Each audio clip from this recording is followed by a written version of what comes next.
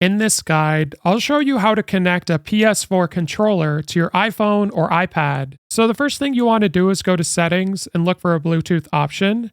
Then open up Bluetooth and make sure it's toggled on at the top. Now here's where you'll see your devices and other devices at the bottom. And with your PS4 controller, you want to press and hold the share button and the PlayStation button until you see the light on the top of the controller start flashing, indicating it's in pairing mode. So once it's in pairing mode, you should have a look under other devices, and you should see DualShock 4 wireless controller at the bottom. So go ahead and tap on that, and it'll connect.